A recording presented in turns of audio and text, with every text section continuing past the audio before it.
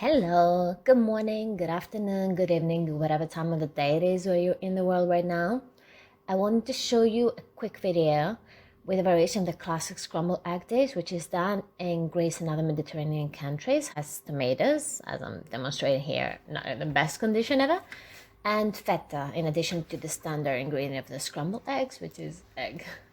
It is called kagiana or strapatsada, so if you ever go to Greece and want to try it out, ask for tomato scrambled eggs or strapatsada or kagiana. It's the same thing. I'm using tomatoes that are about to go bad. Actually, no. I think they're going bad. They've already gone bad. They don't have an intense odor yet, but you can definitely see they have some blackened areas or areas that have a slight discoloration to them. So you definitely want to remove those bits. I do not encourage you to eat mold, obviously, but I'm not going to throw away these either.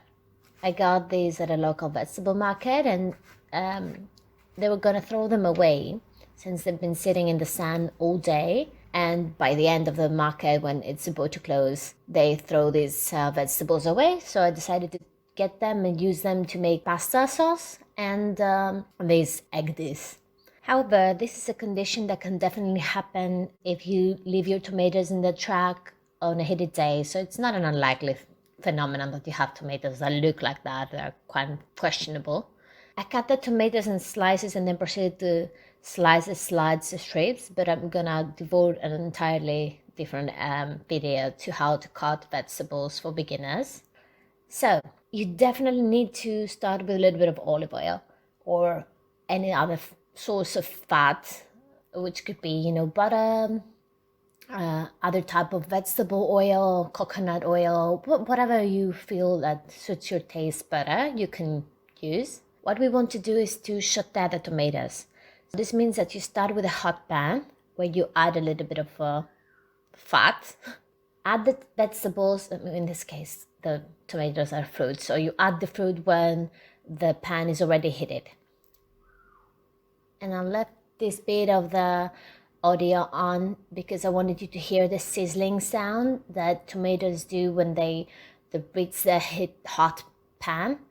And that's what you want to hear when you put something that is cold in a hot surface.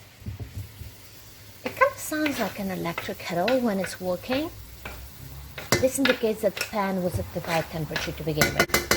At this point, you see me adding the salt to the tomatoes, and we do this in the beginning of the cooking process to help with the excess mosses, which in a few words, is possible, the process of releasing the water that was within the food. So you can see that the fluid that was within the tomato cells is removed from there to the extracellular space, in this case, the pan. You can clearly see the water accumulating here. And you need to cook this until most of the water evaporates. So, to explain this simply, when the water that is released from the vegetable, or in this case fruit, is heated up and it's approaching its boiling temperature, it turns into gas quicker than it would if you were to leave the water sit on surface or a glass, for example, at room temperature. So, from a fluid, it turns into gas pretty quickly with a hot pan like this one.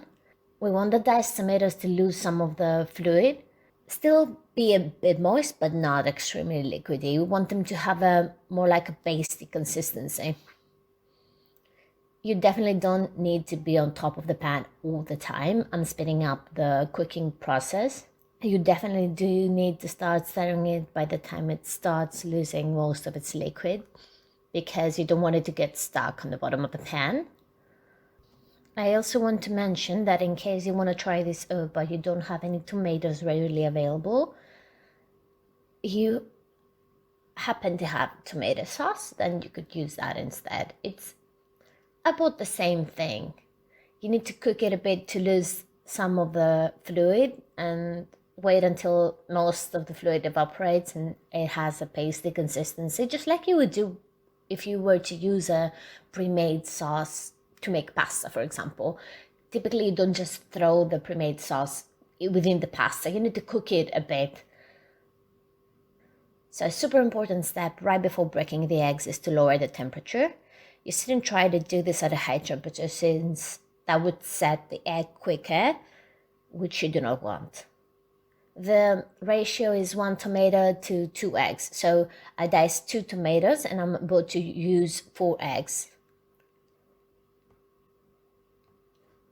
I don't mix them in the bowl since we don't want them to become an omelette.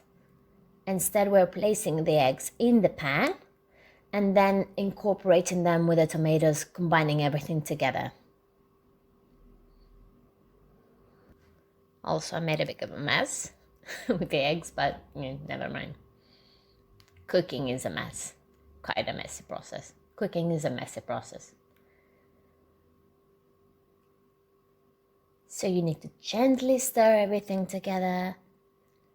And when you see it all become combined, then you let it be. Really gently doing this. You don't want to, eggs in general, you don't want to rough them up. You want to be extremely careful when mixing them, just like you would handle something that is sensitive. You don't want to bother them too much. And definitely when you're cooking eggs, you don't want to use high temperature. You want to stop every minute or so and stir it once more because you don't want it to set firm, because that would look like an omelette. So you want to stir it a little bit, but don't annoy it too much. And since I'm gonna let it cook, I'm putting the lid on and I'm gonna let it cook. In the meantime, I'm gonna get the feta from the fridge. You could use any sort of soft cheese. You don't want it to be too firm because that would probably mean that it's not gonna melt in the pan. You can see the temperature is low since the egg has not cooked yet, which it would have pretty quickly in high heat. And you definitely want to cook eggs in low heat, as I've said like a million times up until now. And when I put the feta, it melts quite quick.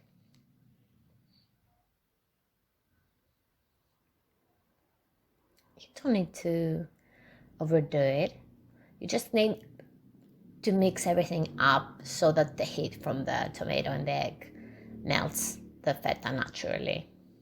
And I'm actually using big chunks of cheese because I don't want it to melt completely. It's not gonna be completely incorporated into the egg and tomato mixture.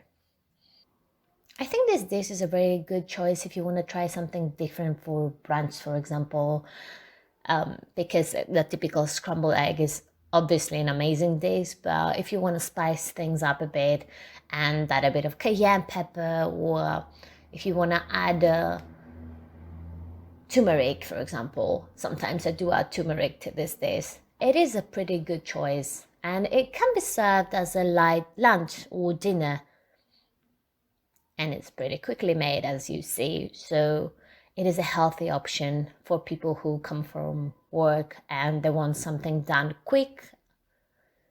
A fast dish that you can serve to you, your family, your loved ones, and still be guilt-free for eating as a dinner. So delicious also. As you see me demonstrating perfectly here, I'm serving my kagiana with carrot rusks. But you can do toasted bread, you can do pitas, you can do whatever you want as a side to the dish, or you could just do vegetables. But since I want something to dip into the eggs, I'm usually siding this dish with carbs, toasted bread, or since I didn't have that, I opted for carrot rusks. So I hope you found this a good idea. Do tell me if you try it out or if you have any questions about it.